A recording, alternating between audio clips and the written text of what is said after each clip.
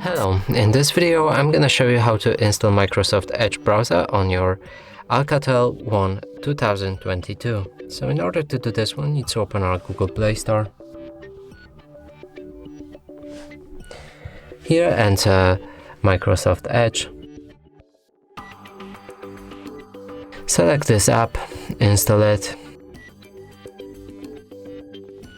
And after installation process will be completed, we'll be able to open our app.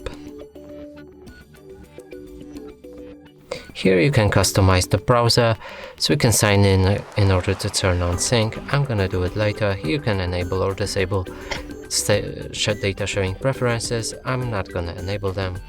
Here you can set the Microsoft Edge as default browser. Let's do that. And now we have fully working Microsoft Edge browser.